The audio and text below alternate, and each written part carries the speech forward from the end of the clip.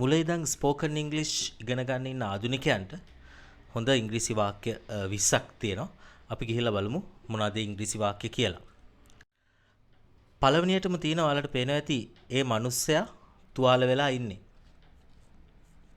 දැන් තුවාල වෙනවට අපිට ඉංග්‍රීසියෙන් කියන්න පුළුවන් hurt කියලා.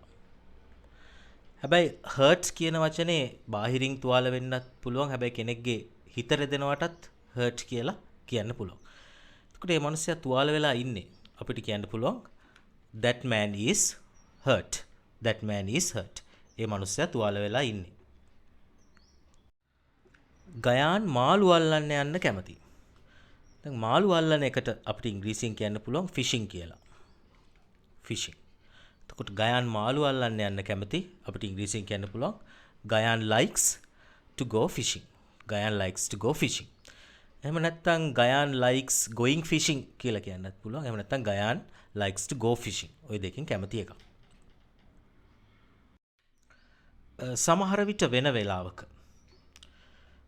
හිතන්න කෙනෙක් අපිව මොකක් හරි හම්බෙන්න හරි මොකක් හරි එකකට එන්න කියනකොට අපි කියනවා සමහරට වෙන වෙලාවක අපිට පුළුවන් වෙයි කියලා වගේ අදහසක් අපිට කියන්න ඕනේ. අපිට බොහොම සරලව ස්පෝකන් ඉංග්‍රීසි වලින් කියන්න පුළුවන් maybe another time. maybe another time. සමහර විට වෙන වෙලාවක maybe another time. ඒක මට ප්‍රශ්නයක් නැහැ. දැන් ප්‍රශ්නයක් නැහැ කියලා කියන්නේ අපිට fine කියලා කියන්න පුළුවන්. fine කියන්නේ ප්‍රශ්නයක් නැහැ කියන එක. එතකොට ඒක මට ප්‍රශ්නයක් නැහැ අපිට කියන්න පුළුවන් that's fine with me. that's fine with me. ඒක මට ප්‍රශ්නයක් නැහැ. that's fine with me. මං අද රෑ රුපියල් 10000ක් ඉතිරි කළා. දැන් ඉතිරි කරනකොට අපිට ඉංග්‍රීසියෙන් කියන්න පුළුවන් save. ඒක අතීත කාලේ saved. මං අද රෑ රුපියල් 10000ක් ඉතිරි කරා. අපිට කියන්න පුළුවන් I saved 10,000 rupees. I saved 10,000 rupees.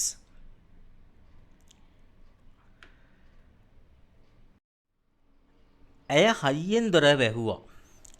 දැන් හයියෙන් දොර වහනවට ඉංග්‍රීසියෙන් හොඳ ක්‍රියාපදයක් තියෙනවා slam කියලා.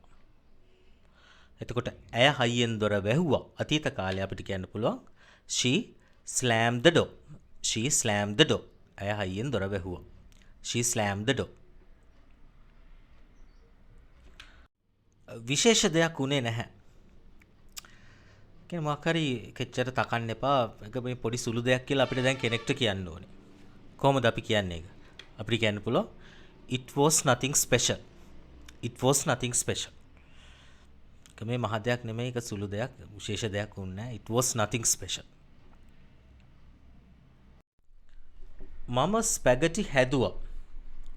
මේ හදනවට කියන්නේ make නේ. අතීත කාලය made.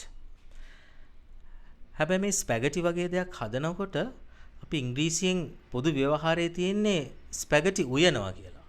එතකොට made කියලා නෙමෙයි ගන්න ඕනේ. ස්පැගටි ඉව්වා කියලා. cooked කියලා තමයි අරගන්න ඕනේ. එතකොට මම ස්පැගටි ඉව්වා අපිට කියන්න පුළුවන් I cooked spaghetti. I cooked spaghetti. මම ස්පැගටි හැදුවා. I cooked spaghetti. ඔහු ඒ ගැන හිතුවා. දැන් ඒ ගැන නම් about it. එහෙම නැත්නම් about that. ඒ දෙකෙන් කැමති එකක්. හිතනවා නම් think, හිතුවා නම් thought. එතකොට ඔහු ඒ ගැන හිතුවා අපිට කියන්න පුළුවන් he thought about it. he thought about it. ඔහු ඒ ගැන හිතුවා. he thought about it.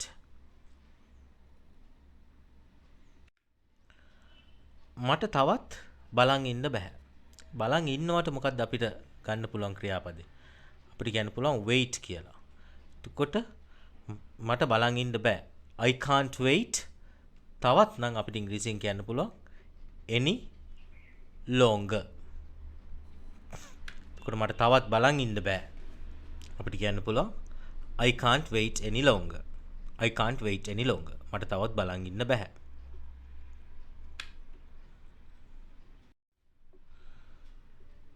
බෝලේ මගේ මූණේ වැදුනා. දැන් මොකක් හරි එකක් ඇවිල්ලා වදිනවට අපි කියන්නේ hit. ඒකේ අතීත කාලේ වචනේත් hitම තමයි. අතීත කාලේ වචනේ වර්තමාන කාලේ වචනේ දෙකම සමානයි. එතකොට බෝලේ මගේ මූණේ වැදුනා. බෝලේ අපි දන්න දෙයක් ගැන කියන්නේ the ball hit my face. The ball hit my face.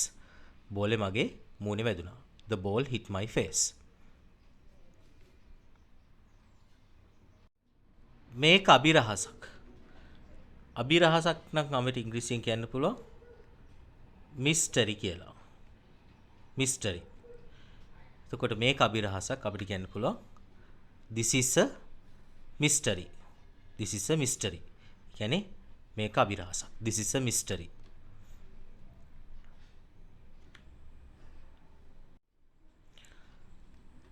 මම ඔයාගේ උදව් අගය කරනවා. අගය කරනවට අපිට හොඳ ඉංග්‍රීසි වචනයක් තියෙනවා appreciate කියලා කියන්න පුළුවන්. appreciate. එතකොට මම ඔයාගේ උදව් අගය කරනවා අපිට කියන්න පුළුවන් I appreciate your help. I appreciate your help. දැන් මෙතන උදව් කියලා තිබ්බා කියලා මෙතනට s එකක් දාගන්න අවශ්‍ය වෙන්නේ නැහැ. මොකද help එකේ බහුවචනෙත් ඕකම තමයි. s එකක් දැම්මොත් වැරදි. එතකොට මම ඔයාගේ උදව් අගය කරනවා අපිට කියන්න පුළුවන් I appreciate your help. I appreciate your help.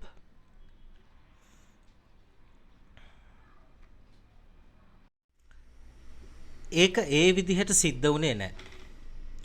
දැන් මොකක් හරි දෙයක් සිද්ධ වෙනවට අපිට ඉංග්‍රීසියෙන් කියන්න පුළුවන් happen කියලා.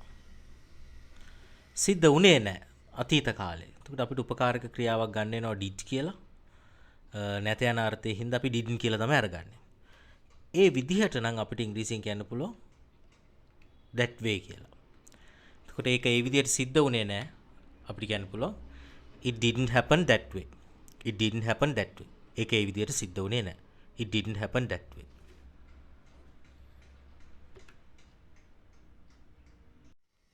වතුර සීතලට තිබුණා. දැන් මේ අතීතයේ වෙච්ච දෙයක් කතා කරන්නේ. අතීත කාල වාක්‍යයක්. දැන් අපි ඉස්සෙල්ලාම ගත්තොත් එහෙම කතරු විදියට ගන්නවා අපි වතුර the water. ඊට පස්සේ ක්‍රියාපදේ ගැළපෙන ක්‍රියාපදේ තමයි the water was. සීතලට නම් අපිට කියන්න පුළුවන් cold කියලා. එතකොට the water was cold. The water was cold. වතුර සීතලට තිබුණා. The water was cold. අය ලියුමක් ලිව්වා. ලියනවට කියන්නේ write.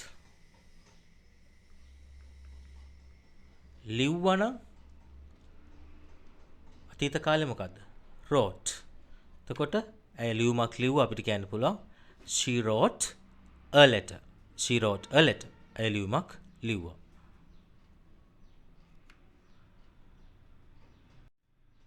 මගේ අවවාද නොසලකා හරින්න එපා.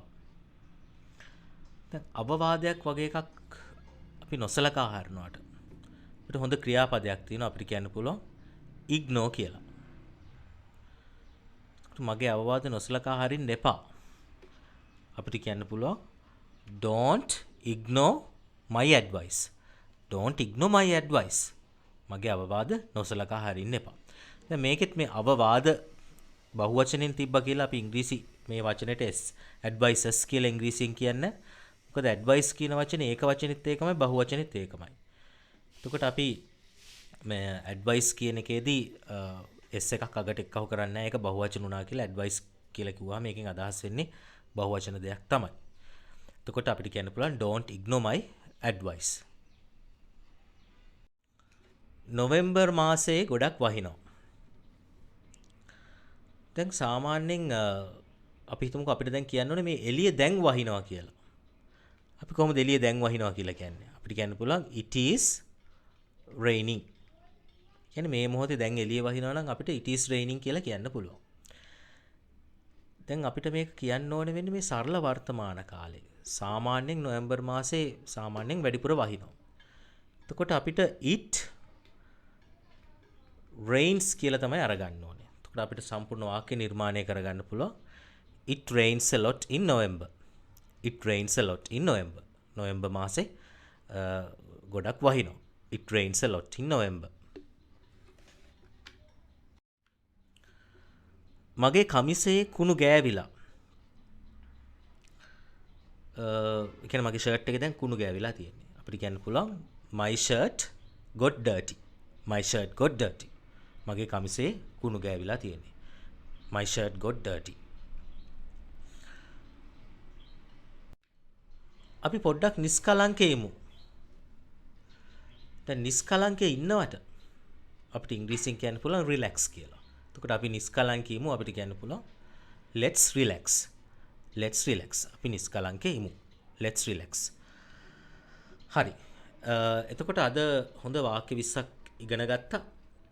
ඉතින් දිගටම මේ වීඩියෝ සීරීස් එක බලාගෙන යන්න ඔයාලගේ දැනුමට අත්‍යවශ්‍ය වෙන හොඳ ඉංග්‍රීසි වාක්‍ය ඔයාලට අධ්‍යයනය කරන්න ලැබේ. බොහොම ස්තුතියි වීඩියෝ එකත් එක්ක රැඳිලා හිටියට.